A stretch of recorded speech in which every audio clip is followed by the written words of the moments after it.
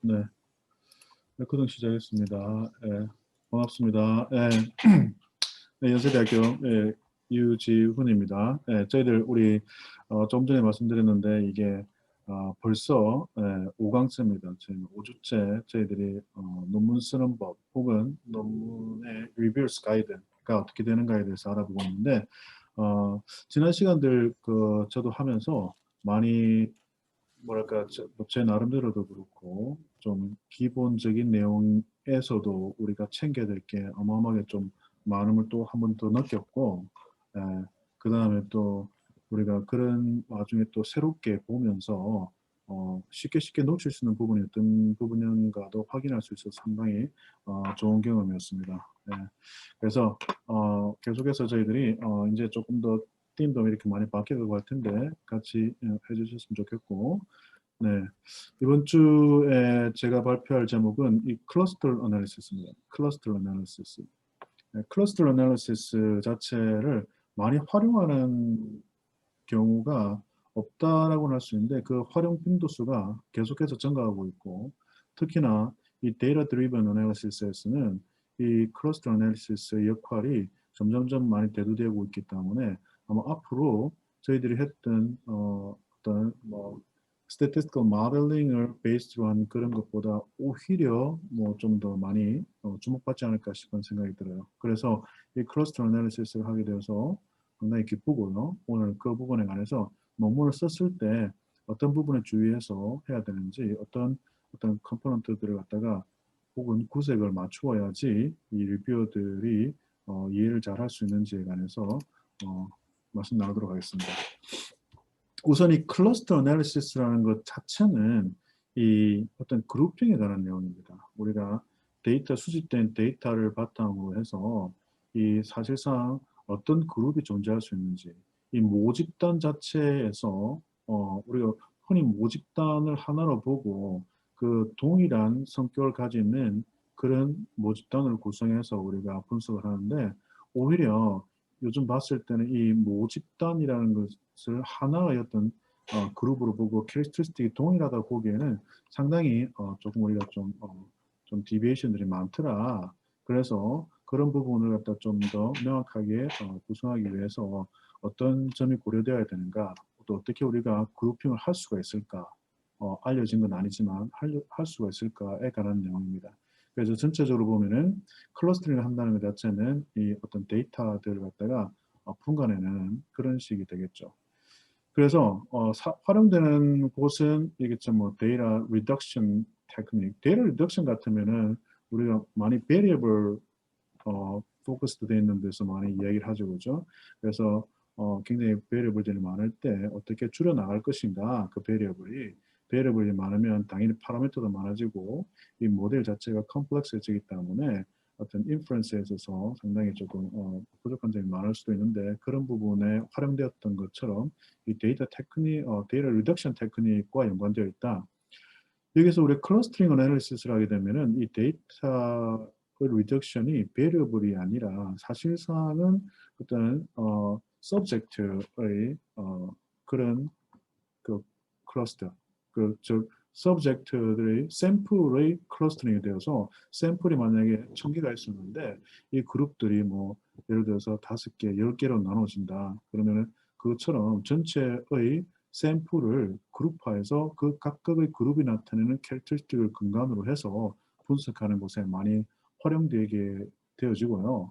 그 다음에 이 클래시파이를 하는 것의 어떤 방법들에 관해서 많이 알려져 있는데 그런 방법들이 어떻게 되느냐에 따라서 많이 다른 결론을 갖다가 도출해 주기 때문에 그에 따른 어떤 제너레이션 그 다음에 혹시 우리가 샘플을 고르긴 했어도 이 샘플 자체의 어떤 캐릭터리스틱 자체가 좀 알려져 있다 이런 부분에 대해서 컨퍼메이션을 하게 되는 경우도 우리가 이 클러스터 어널리시스를 활용하고 있다는 것을 여러분들이 아시면은 이 전체의 클러스터 어널리시스가 어떻게 활용되는가를 좀 더 가까이 보실 수 있을 거예요. 근데 사실상 그 목적 자체는 오히려 클러스터링을 해서 뭘 할 거냐에 관한 내용에 포커스를 맞춰주는 경우도 많더라. 그래서 이제 우리가 동일한 동질성이 아니라 이질성, 뭐 헤트로진, 뭐 지네이티 같은 경우가 발견되어서 그렇게 구분을 했다. 그럼 그래서 so what이라는 거죠. 그래서 뭘 할 거냐. 그런 캐릭터를 발견했으면은 그런 부분으로서 그 follow-up analysis와 연관해서 많이 사용할 수 있다 이 말이죠. 근데 이 클러스터링을 하는 방법에 있어서는 크게 이게 두 가지로 나누는데 첫 번째가 모델 베이스드 된 클러스터링. 모델 베이스드 된 클러스터링 자체는 우리가 그 언더라인 그 모델링이 되어 있기 때문에 그 디스트리뷰션도 같이 따라오고 그래서 그 디스트리뷰션 자체가 어떻게 나눠지느냐, 어떻게 구분되느냐에 관한 문제로 집중되어서 finite mixed modeling 같은 경우를 이야기를 많이 하죠. 뭐 이 안에는 다시 뭐 latent class analysis, latent profile analysis 등등의 어떤 classification과 연관되어 있는 믹스 모델링이 들어있고요. 네. 그래서 아마 고급 통계를 많이 배우신 분들은 latent class analysis라든지 latent profile analysis를 많이 접하셨을 것이라 생각됩니다. 근데 오늘 저희들이 할 것은 non-model based라는 거예요. non-model based. 네. non-model based. truly data-based 된, data-driven 된 그런 클래시피케이션에 포커스를 맞춰서 우리가 확인해 보고 싶다. 그래서 예를 들면 어떤 게 있냐면 K-means라든지 K-medians, fuzzy clustering 등등이 있죠. 네, 그런 내용들이 있더라. 그럼 이 사실상 데이터 드리븐, not model based라는 것 자체가 컨셉츄얼리 뭘 하느냐 하면은 이 비주얼라이제이션 잘 되어 있는 앱이 있어요. 그래서 제가 오늘 또 여러분한테 보여드리고 싶은데 지금 여기 보이시죠, 그죠? Visualizing K-means clustering 이런 거 있잖아요, 그죠? 그래서 우리가 데이터 자체를 갖다가 플러팅을 했을 때 지금 여기서는 two-dimensional data representation이지만은 이 데이터를 플러팅 했을 때 어떻게 클러스터가 나눠지느냐. 그래서 뭐 클러스터 한번 찾아봐 줄래? 이러고 쭉쭉쭉 짜라가면은 얘네들이 가지고 있는 이 클러스터링으로 간다는 거죠. 즉 다시 말해서 데이터들이 사실상은 하나의 집단으로 샘플링으로 모아놨다고 하더라도 이 베리어블들에서 측정되는 값 자체가 그런 특성들에 의해서 그 클래스들이 이 샘플의 클래스들이 이렇게 나눠진다는 거죠. 네. 지금 여기서는 뭐 세 개의 클러스터링과 세 개의 센트로이드는 다른 게 아니라 이 전체의 클러스터 안에서 가장 중심이 되는 어떤 역할. 그래서 센트로이드가 뭐 민이 될 수도 있고 미디언이 될 수도 있고 또 다른 어떤 센트로이드 밸류가 될 수 있는 그런 상황이죠. 이처럼 데이터가 나와 있을 때 어떻게 하면 얘네들이 공통적인 특성을 기준으로 해서 묶어줄 수가 있을까에 관한 어떤 내용이 클러스터 어널리시스라고 보시면 될 것 같습니다. 그래서 그런 난 모델 베이스드 된 것을 우리가 집중적으로 디스커션 할 거고 그 팔로우 되는 챕터에서 latent class analysis라든지 뭐 latent transition analysis, latent transition analysis는 latent class analysis의 longitudinal version이죠, 그죠? 네, 그런 내용들 우리가 계속해서 보아 나갈 거기 때문에 여러분 한번 비교해 보시면 좋을 것 같아요. 지금은 클러스터링이라서 어떤 모델 자체에 신경 안 쓰셔도 되므로 굉장히 좀 인투이티브하게 좀 이렇게 직관적으로 받아들였어도 문제가 될 건 없다. 그래도 우리가 만약에 논문을 쓰게 된다면은 어떤 기준점을 중심으로 설명을 해 나가야 될 건가에 관한 내용이죠. 그래서 오늘 여기서는 17가지의 디스드레이텀이 나오는데 예, 아마 책을 아마 읽어보신 분들은 그런 느낌 들 거예요. 막 앞에서 막 설명하는데 했던 말도 하고 했던 말도 하고 했던 말도 하고 하다가 맨 마지막에 십몇 번의 디스드레이텀에 가면은 그냥 두루룩 뭉쳐서 끝내버리는 그런 어떤 약간은 이 뭐지라는 느낌이 많이 들었을 거예요. 예, 그런 이유가 전체적으로 보면은 이 클러스터 어널리시스가 약간 좀 디스크립티브한 exploratory analysis이기 때문에 theory based 된 부분이 아니라서 또 클러스터링 어널리시스를 해 나가는 데 있어서도 데이터 드리븐이기 때문에 사실상 많이 설명해야 될 부분은 오히려 이 어널리시스를 어떻게 하고 뭐가 됐다기보다는 뭘 하고자 하는데라는 거하고 어떤 결론이 있는데라는 그 부분이기 때문에 할 말이 그렇게 많지는 않아서 그런 어떻게 구성이 되었어요. 그래서 저도 준비하면서 약간 조금 안도에 조금 쉬어가는 듯한 느낌까지 들 정도로 좀 편했습니다. 어쨌거나 저희들이 소셜 사이언스 특히나 에듀케이션 필드에서 많이 또 우리가 뭐 Q 어널리시스, R 어널리시스 하면서 많이 나오죠, 그죠? 네, 그 내용이 뭐냐면은 이 어떤 클래시피케이션에 있어서 이 사장 서브젝트를 갖다가 클래스로 나눌 것인가, 저 유닛을 어떤 동질한 캐릭터스틱을 통해서 나눌 것인가에 관한 Q 어널리시스와 베리어블들이 어떻게 묶이는가 그런 베리어블들의 어떤 리덕션에 관한 어떤 R 어널리시스로 나누는데 사실상 클러스터 어널리시스라고 하면은 굳이 꼭 Q 어널리시스만 되어야 된다는 보장은 없어요. R 어널리시스 되어도 되지만 보통 우리가 베리어블들 간의 어떤 클러스터링을 본다든지 베리어블들이 쉐어하고 있는 그런 부분을 본다든지 하는 부분을 우리가 팩터 어널리시스로 그죠? 팩터 어널리시스나 그와 어떤 유사품이 될 수 있는 principal component analysis 이 부분 우리가 정확하게 또 한 번 더 다룰 겁니다. 네, 그런 부분에 있어서 variable reduction 부분에 관한 내용이에요. 네, 이 챕터는 당연히 Q analysis 즉 샘플의 어떤 클러스터링에 관해서 포커스를 맞추고 있고요. 네, 그래서 제일 처음에 이 인트로덕션에서 밝혀주셔야 될 게 뭐 어떤 걸 그룹핑을 하겠다. 그 그룹핑하고자 하는 가장 기본적인 이유는 무엇이다 라는 것에 관해서 스테이트먼트가 되어야 된다는 게 첫 번째 디스이더레이텀에 관한 내용입니다. 네, 그래서 그 부분이 우리가 오케이 되었어요. 우리가 해야 되는 권고도 있고 데이터에 관해서 샘플링 즉 샘플 파티시펀트들에 관해서 클러스터링을 해야 된다. 네, 그러고 나서 두 번째 이제 들어가서 해줘야 될 것이 여기 책에서는 internal variables와 external variables라고 이렇게 simply list가 되는데 오히려 더 정확한 표현은 사실상은 어떤 internal validity와 external validity로 봐주는 게 conceptually 맞지 않냐 제가 읽으면서 그렇게 느껴지더라고요. 뭐 굳이 이 internal variable과 external variable이라고 뭐 한 이유가 이 부분 자체가 inferential statistic이 아니라는 그 부분을 강조하기 위함이었을지 모르겠으나 어쨌거나 internal validity와 external validity에 관한 내용이었다. 뭔 이야기냐면 internal validity, 즉 분석을 해 나감에 있어서 이 프로시저나 그런 데 있어서 얼마나 많은 근거를 확보하고 있느냐, 그 에비던스가 얼마나 컨펌 되느냐 그런 부분에 관한 내용이죠, 그죠? 그래서 이제 베리어블들이 어떻게 셀렉트 되었다, 그리고 걔네들이 주고자 하는 어떤 의미가 무엇이다, 어떤 이 베리어블들이 스케일 안에 클러스터되어 있는 베리어블들이라고 한다면 이제 걔네들이 어떠한 컨스트럭을 측정하기 위한 것이다. 그런 내용들에 관한 내용이 리스트업 돼야 될 것이고 이 스탄리하고 보스코가 말했던 것처럼 이 베리어블 셀렉션하는 방법 뭐 여러 가지가 존재하는데 그런 방법들이 고려될 수 있다. 이런 내용들 리스트업이 돼야 될 것 같아요.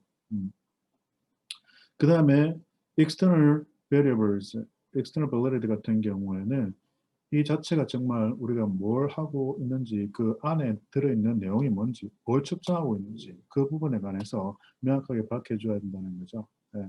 그래서 우리가 뭐 측정하고 있는 컨스트럭이 뭐다, 어떤 도메인이 있다, 뭐 이런 등등 이야기할 때는 흔히 컨텐트 validity 이야기를 많이 하죠, 그죠? 어떤 내용이 측정되고 있다, 이 베리어블에 관해서 그런 내용들이 하나하나 베리어블들과 연관을 시킬 수가 있다면은 그 내용 자체를 갖다가 리스트를 해줌으로써 이 전체가 뭘 측정하고 있는지에 관해서 우리가 알고 들어갈 수 있다는 거죠. 이 부분이 인트로덕션에서 충분히 설명이 돼야 되고 그 다음에 이 부분 자체가 만약에 베리어블들이 어떻게 셀렉트 되었다 그런 부분에 포커스를 맞춰준다면은 메서드 섹션에 잘 리스트업이 돼야 된다.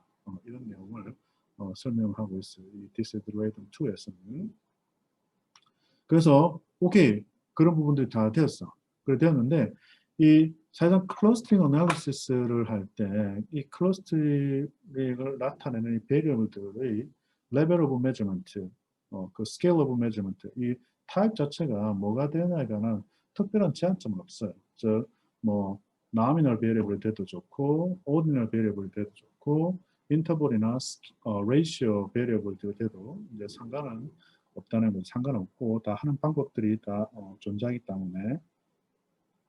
그런데 여기서 이제 밝혀줘야 될 것이 뭐냐면은 만약에 어떤 베리어블들의 스케일에서 너무나 달랐어. 하나는 뭐 0부터 5까지인데 하나는 뭐 100부터 뭐 1000까지다 이렇게 나와서 스케일이 많이 다르게 되는 경우 자체는 워낙에 descriptive statistic이므로 사실상은 베리어블들의 스케일의 영향을 많이 받게 되어 있어요. 그래서 여기서 추천하는 방법은 일단 표준화 시켜줘서 스탠더다이징 해서 그 변수들 각각이 가지고 있는 포션들을 갖다가 이 스케일 자체가 틀림으로써 나타나는 부분을 갖다가 없애주고 들어가는 부분이 좋다. 그래서 이 클러스터링 어널리시스를 할 때 보통 스케일드 스코어 혹은 스탠더다이즈 스코어를 쓴다는 거죠. 쓴다.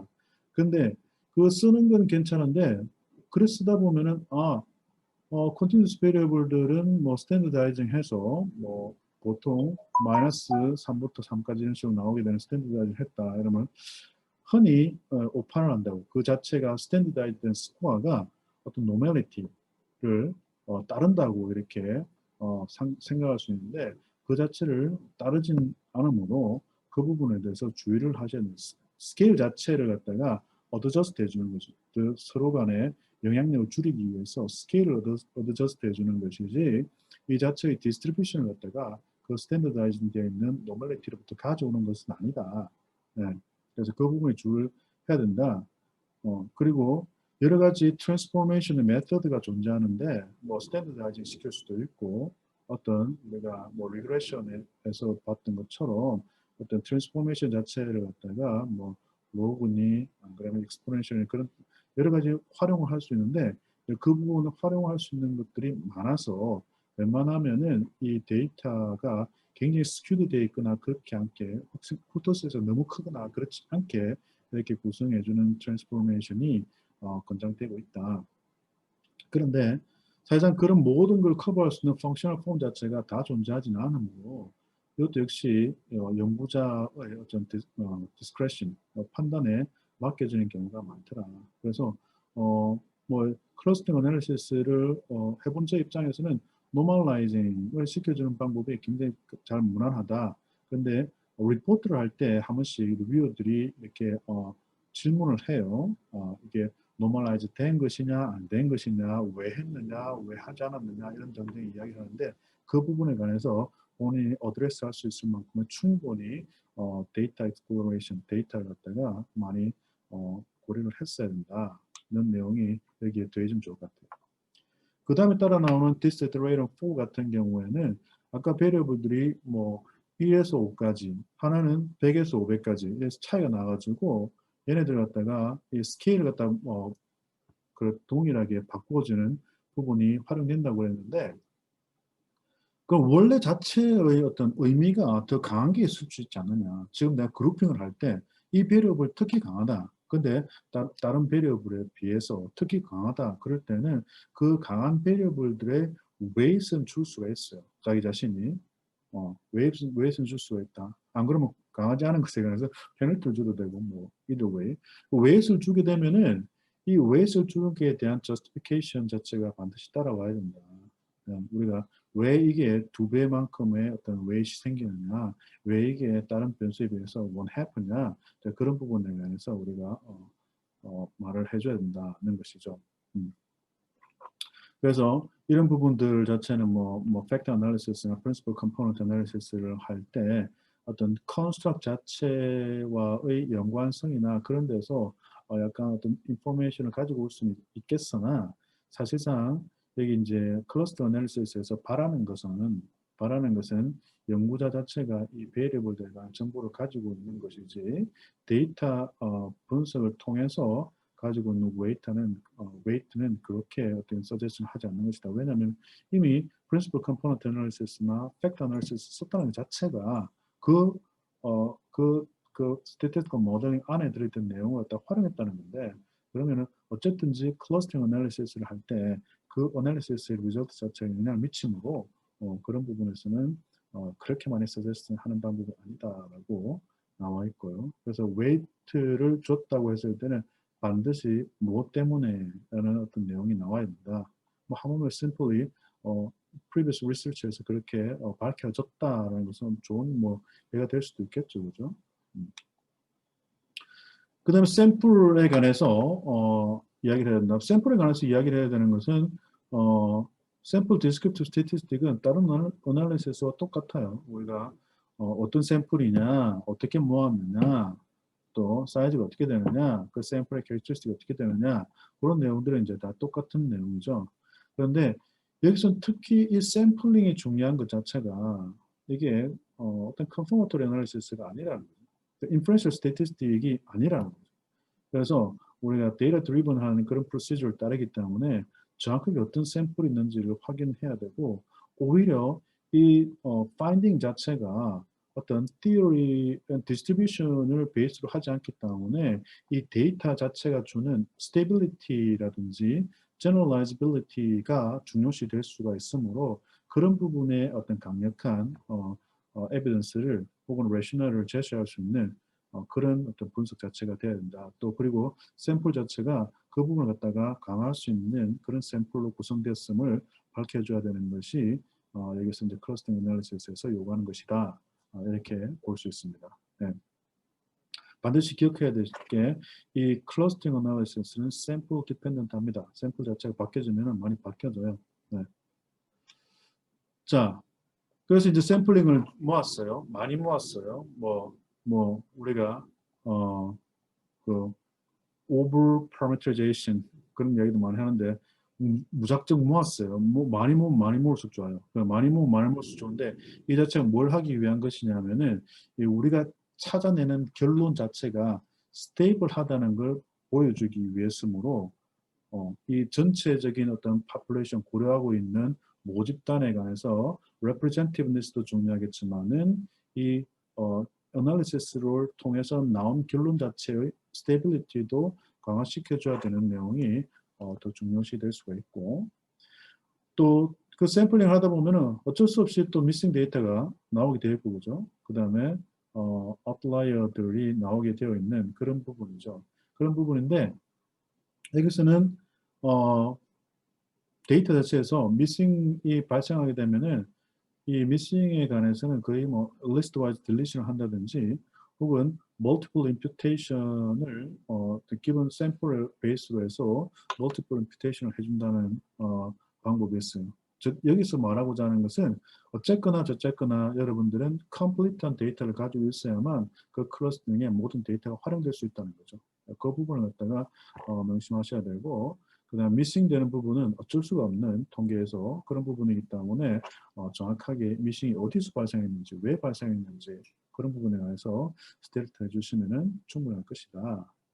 그렇게 정리할 수 있고 여기에 클러스터링 어널리시스에서 아마 뭐 제일 중요한 부분이 이 proximity measure가 아닐까 싶은 생각이 들어요. 왜냐하면 proximity measure 자체가 여기 책에서는 그렇게 많이 이렇게 emphasize가 안 되어 있는데 저는 리뷰를 할 때 이 부분을 굉장히 많이 보는 편이에요. 뭐 리뷰를 뭐 수도 없이 많이 한 건 아니지만 한 10편 미만이지만은 어떤 내용이냐면은 어쨌거나 클러스터링 어널리시스를 해서 데이터끼리 어떻게 그룹핑을 하느냐가 목적인데 이 두 개의 데이터 혹은 여러 개의 데이터들이 얼마나 가까운지 뭔지를 뭘로 판단하느냐에 관해서는 명확하게 나와 있어야 된다는 거죠. 명확하게 나와 있어야 된다.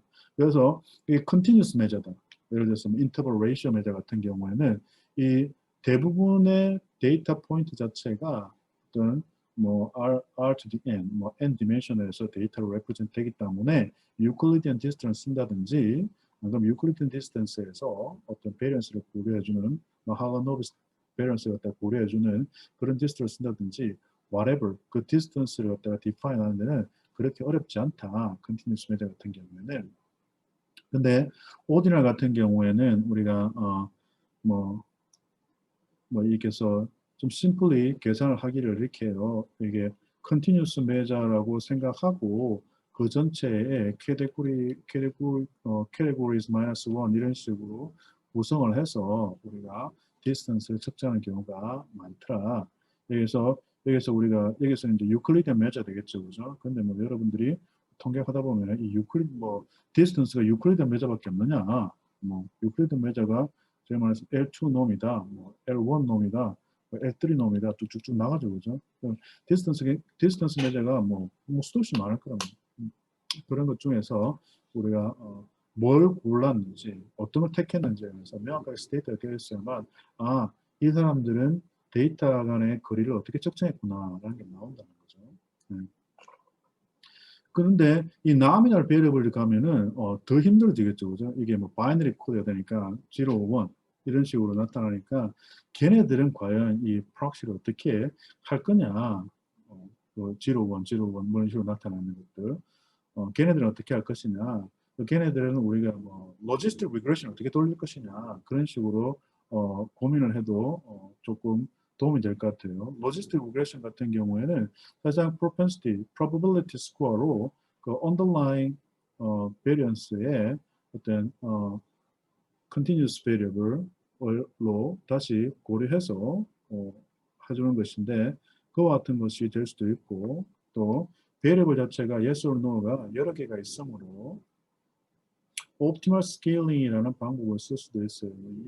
뭐 variable들이 variable 1, 2, 3에 관해서 뭐 0, 1 이런 내용들이 구성이 있겠죠, 그죠? 1, 1, 0, 0, 0, 1 이런 것들이 있을 때 이 response들을 통해서 얘네들의 response 자체를 갖다가 다시 어떤 ordering을 시킬 수 있는 그런 부분이죠. 네.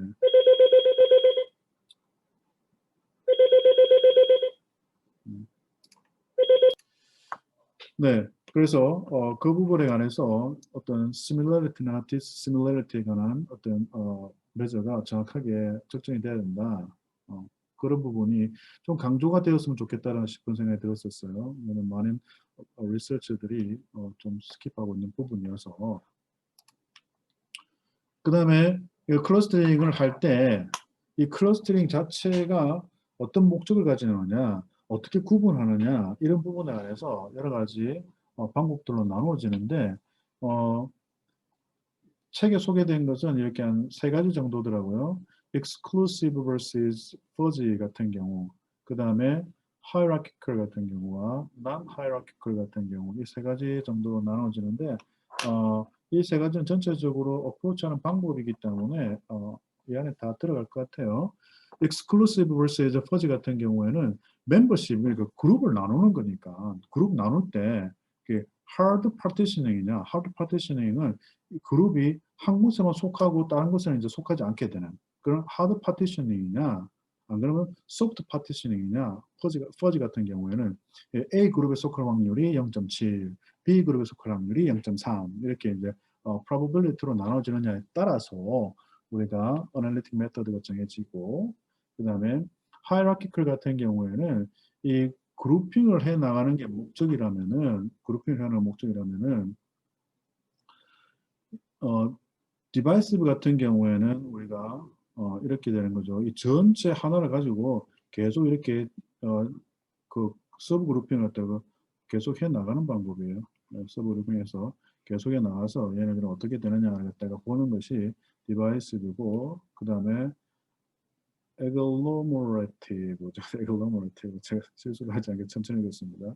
agglomerative 같은 경우에는 각각의 유닛 자체가 그룹핑이라는 것을 시작해가지고 얘네들 좀 비슷하네, 얘네 좀 비슷한 것 같아, 이렇게 그룹핑을 해서 그 다음 단계에서는 얘네들 둘이 비슷한데, 이렇게 해서 그룹핑을 갖다가 컨스트럭트 해 나가는 그런 하이라키컬이고, 그럼 non 하이라키컬 같은 경우에는 다 필요 없어. 뭐 데이터가 어차피 데이터 디스트리뷰션이 나와 있는 걸 아는데 얘네들이 이렇게 데이터가 뭐 뭉쳐져 있으면은 어딘가에서는 그 데이터를 가장 레프레젠트 할 수 있는 놈들이 있을 거야. 걔네들을 먼저 구해서 이렇게 그룹핑을 만들고 싶다. 이렇게 이제 non hierarchical.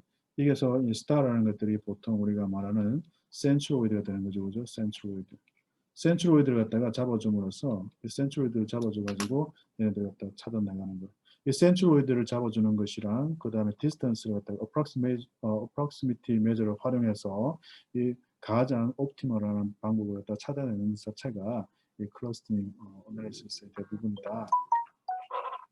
그렇게 볼 수 있고 많이 발전이 됐어요. 많이 발전이 돼서 사실상 여기서 퍼지 클러스터링을 하는데 뭐 퍼지 클러스터링도 최근까지도 이 그 스탄리와 그다음에 브로스코 이 사람들이 계속해서 이 클러스터링의 방법을 갖다가 계속 비교 검토하고 있어요. 하물며 모델 베이스드 vs 남 모델 베이스드까지 이렇게 확장해가는 그런 방법.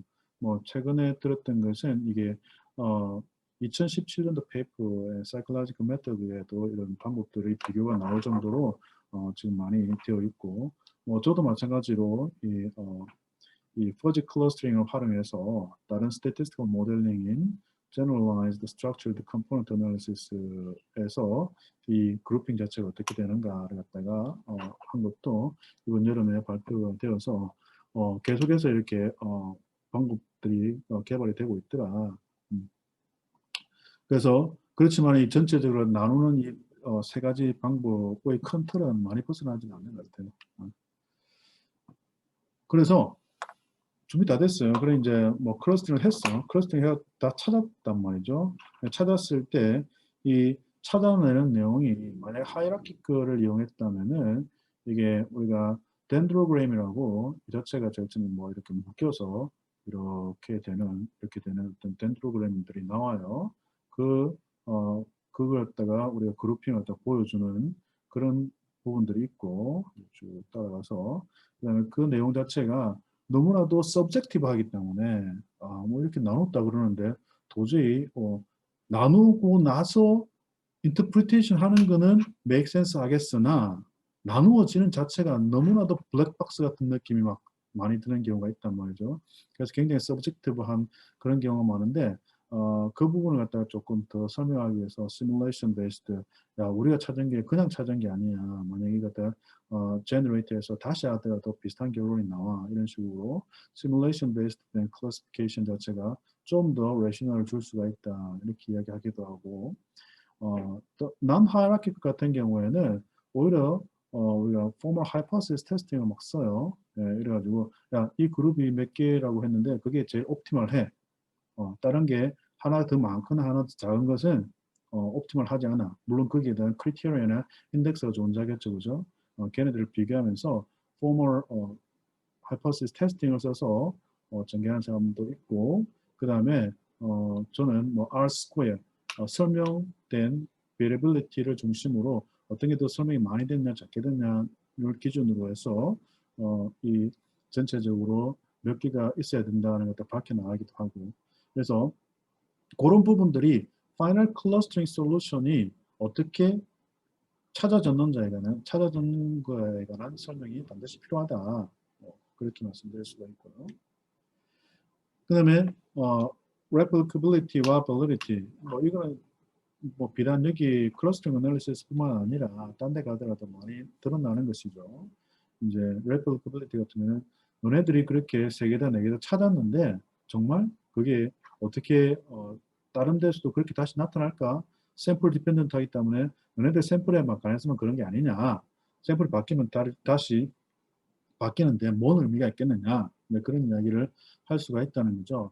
네, 그랬을 때를 대비해서 최소한 우리가 가지고 있는 샘플이 아까 다른 디스드레이터에서 말한 것처럼 샘플 자체가 모든 레프레젠트하고 또 충분한 데이터가 있으므로 또 그리고 모델을 클러스터링을 해 나갈 때 여러 가지 뭐 크로스 밸리데이션이라든지 그렇게 다른 샘플들을 이렇게 세퍼레이션하고 묻히고 즉 다시 말해서 뭐 크로스 밸리데이션 할 때 우리가 그런 이야기 많이 해주고 트레이닝 샘플이다 테스팅 샘플이다 그런 이야기 많이 하는데 그렇게 뭐 믹스처 하더라도 비슷한 모델링이 나와서 최소한 우리와 같은 캐릭터리스틱을 가지는 집단에서 샘플링을 했다면은 비슷한 내용이 나올 것이다 라는 것에 관한 이야기를 해줘야 된다 해줘야 된다는 거죠. 그리고 밸리티 같은 경우에는 밸리티는 뭐 정말로 이게 당신들이 말하는 그런 클러스터링이 존재한다고 할 수 있겠는가? 정말 그게 존재한다고 할 수 있다면은 어떤 그 캐릭터리스틱 자체를 갖다가 아이덴티파이 할 수 있을 것이고 그렇게 존재하는 것이라면은 다른 데서 확장되더라도 존재할 수 있지 않겠느냐에 관한 내용들이죠. 그죠? 그런 부분에 관해서 어떤 generalizability라든지 meaningfulness에 관해서 정확하게 설명을 해줘야 된다는 것이 나오고 또 이 부분은 validity 중에서도 constructability 우리가 찾아놓은 이 validity 자체가 어떻게 해석되어야 되고 어떻게 활용되어야 되며 어떤 상황에서 다시 일어날 것이라고 말해주는 그 validity인 constructability와 연관되어 있다. 그 부분이 잘 설명이 되어야 된다는 거죠. 달랑 내가 찾았어. 3개 찾았고 혹은 4개 찾았어. 땡이 아니라 이 4개 찾은 것이 어떤 의미를 주는지 어떻게 해석될 수 있는지 그 부분에 관해서 반드시 설명이 들어가 줘야 된다는 거. 그리고 이 책에서 이제 자 우리 클러스터 애널리시스를 할 수 있는 것은 뭐 여러 가지 프로그램들이 있습니다라고 하면서 클러스터는 이렇게 먼저 나타나는데 뭐 솔직히 말해 저는 이 부분을 써본 적도 없고 뭔지도 잘 모릅니다. 네. 클러스터링 자체가 SES나 SPSS에서 네, 될 것이라는 것도 네, SES는 활용을 해봤었고 SPSS도 활용을 해봤어요. 그래서 되는 것은 아는데 저는 최근 들어서 뭐 다 돼요. R에서. 네, R에서 되고 뭐 또 R에서도 할 수 있고 네, 또 R에서도 할 수 있습니다. 네, 그래서 R에서 대부분 다 클러스팅 자체가 되기 때문에 여러분들이 R에서 했다고 한다면은 밝혀 주셔야 되는 것이 어떤 패키지를 활용했는지 그리고 그 패키지의 버전이 뭔지에 관해서 명확하게 밝혀주신다면은 뭐 리뷰어들이 뭐 그렇게 툴을 달지 않을 때 그 방법 활용했구나. 네. 그리고 이 descriptive statistic이 사실상은 result로 들어가게 되어 있어요. descriptive statistic result는 좀 이상할 수도 있는데 결론적으로 우리가 이 proximity measure를 통해서 어떤 클러스터링을 찾아내었을 거고 그 클러스터링 자체가 얼마나 의미가 있는 것인지 어떤 validity analysis에서 보여줬을 것이고 네, 그래서 그 자체의 내용들이 모두가 이제 descriptive statistic이라고 정리되어서 그 부분이 결론 부분에 들어가줘야 된다. 그리고 또 이 사실상은 이 부분은 메서드에서도 고려될 수가 있는 부분인데 콜리니어리티 여러분들이 쓰시는 그 베리어블 자체가 여러 가지 중복이 될 수도 있고 그죠? 뭐 쉐어드한 것이 클 수도 있고 네, 그런 부분들을 갖다가 명확하게 밝혀주셔야 된다. 네. 하물며 포스트악 애널리시스로 내가 썼는데 얘네들이 뭐 리니어리티가 없을 거라 생각했는데 있더라. 어느 정도 크게 있더라 이런 것도 밝혀줄 필요가 있다. 그리고 이제 리졸트에 들어갔을 때 내가 파이널 클러스터링 솔루션을 찾았는데 이제 뭘 기준으로 찾았나에 관해서 여러분들 설명을 해주셔야 돼요. 뭘 기준으로 찾았나. 대부분 이제 인덱스들을 정의를 잘 해놨어요. 뭐 인덱스 워낙 많아요. 뭐 인덱스 워낙 많고 뭐 퍼지 클러스터링에서도 제가 2007년도 걸 봤는데 거기서도 뭐 한 30개 정도 인덱스가 막 나와 있어요. 네, 30개 인덱스 나와 있고 뭐 다른 K-means 다뭐 크로스 밸리데이션 써서 만들고 여러 가지 그 아류작들도 많이 나와 있고 그래서 인덱스들이 워낙 많아요. 워낙 많은데 다 공통적으로 하는 이야기가 뭐냐? 어느 하나라도 다미네이트하는 그런 인덱스는 찾기가 힘들다. 이런 식으로 페이퍼들이 대부분 다 끝이 나요. 네, 우리가 그래서 인덱스를 어떤 것을 썼는지 뿐만 아니라 사실상은 왜 그걸 쓰는지까지 살짝 이야기가 들어가죠. 어디서 우리가 그 proximity, 예, proximity, proximity measure. similarity와 dissimilarity를 갖다 디파인하는 그 proximity measure에서 거기에 잘 맞는 인덱스 등등의 이야기를 해줌으로써 이 인덱스에 대해서 설명할 수 있다. 프로즈 앤 콘즈 얘기도 마찬가지로 워낙 다미네이트 된 인덱스가 없기 때문에 여러분들 하나를 선택할 수 있는 프리덤은 있겠으나 그 리스폰시빌리티가 따라온다는 거죠. 왜? 라는 것을 가지고 그리고 특히나 이 부분은 파인딩 자체가 좀 디스크립티브이기 때문에 이 figures나 그런 것으로 잘 설명을 해야 된다.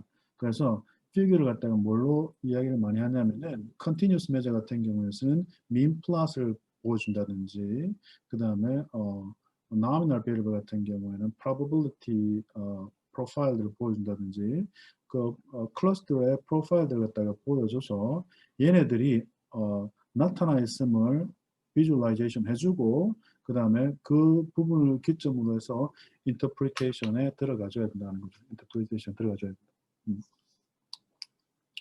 자, 그래서 이제 우리가 다 찾고 유도 설명하고 보여주기도 하고 했어요. 보여주기도 하고 했는데 이 책에서 이제 저자들이 데나 페스트 같은 그 사람들이 어차피 찾은 것이 데이터 드리븐이고 사실상은 인프레런셜 스태티스틱이 아니기 때문에 클래스를 갖다가 웬만하면 넘버링만 하는 것으로 하는 게 좋지 않을까라고 이야기를 해요.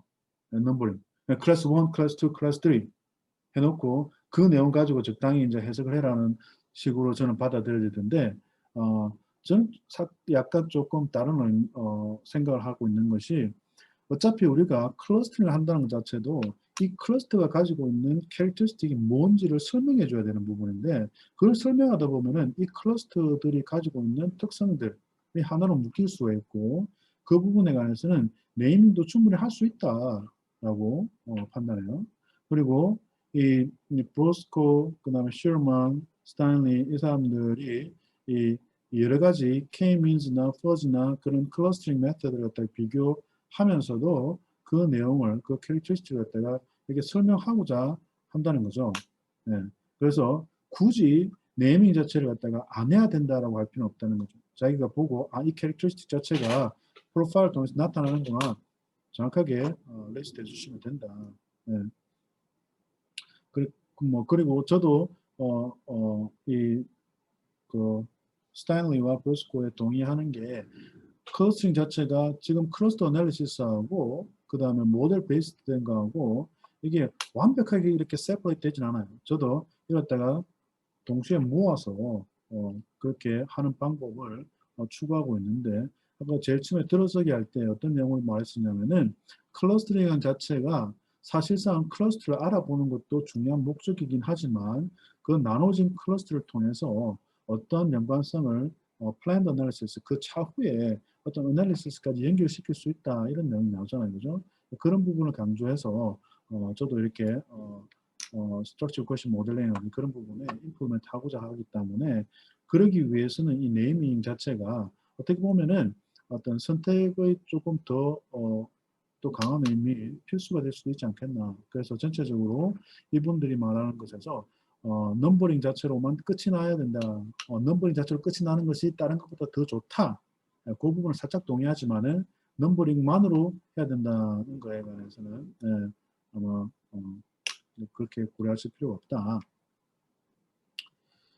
네. 그리고 replicability와 validity가 아까 method 섹션에서 그런 부분 충분히 확보를 해야 된다가 나오고 그 다음에 이 result 부분에서는 replicability에 관해서 충분히 final cluster 자체가 스테이블하다는 것을 보여줘야 된다.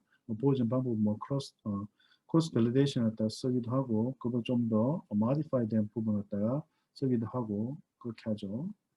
그 다음에 이 statistical analysis에서 그 클러스터의 미닝을 갖다가 우리가 보여줌으로써 즉 다시 말해서 그 클러스터의 캐릭터리스틱을 갖다가 아이덴티파이 해줌으로써 어떤 constructability를 갖다가 확보해 줄 수 있다는 그 내용이 확보해진다는 내용이 이 리졸트의 리스트가 돼야 된다 그런 내용이었고 그 다음에 final cluster에 관해서는 잠깐 이제 해줘야 될 것이 이 이제 디스커션 섹션에서는 나만의 것이 아니다는 것을 갖다가 약간 이렇게 강조해주기 위해서는 이전의 연구들과 이렇게 연관을 시켜 본다든지 그 다음에 이게 하나의 어떤 샘플링을 통해서 나왔다기보다는 그 샘플링 안에서도 여러 가지 possibility를 갖다 고려해서 cross validation 그런 걸 통해서 그 고려해서 찾아진 것이다에 관해서 충분히 이야기를 해줘야 된다는 거죠.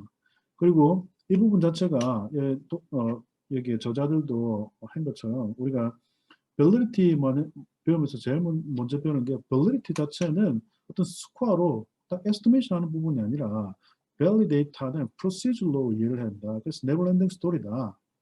그렇게 이야기하는 것처럼 여기서도 마찬가지로 우리가 찾은 벌리티는 이 우리가 데이터에서 찾을 수 있는 최상의 벌리티이고 이 자체는 계속해서 연구가 되어 나갈 때 더 보강되고 더 발전될 것이다. 그런 어떤 의미를 갖다가 부여해 줘야 된다. 그러기 위해서는 앞으로 이런 것들이 어떻게 활용될지에 관해서도 설명해 주는 것이 독자들이 충분히 좋은 어떤 정보가 될 수 있다. 그랬어요. 그래서 이 디스드레이터 17가지를 통해서 클러스터링 어널리시스를 봤어요. 네. 여러분들 중에서 뭐 이 클러스터링 어널리시스를 할 때 조금 더 뭐 좀 생각을 좀 많이 하셨던 분들 팩터 어널리시스하고 프린시플 컴포넌트 어널리시스 그런 베리어블 셀렉션에 관해서 조금 언급이 됐으면 좋겠다 이렇게 궁금하셨던 분들도 계실 건데 그 부분도 우리 또 차후에 또 챕터에서 반복될 것이므로 오늘은 여기 클러스팅 어널리시스를 데이터 드리븐한 프로시저로 보는 것으로 마치겠고 테이크 메시지가 어떤 게 있냐면은 사실상 제가 보는 입장에서 모델 베이스드와 난 모델 베이스드 된 것이 얼마나 많이 다른가에 관해서는 이 베스트한 모델을 찾아가는 데 있어서는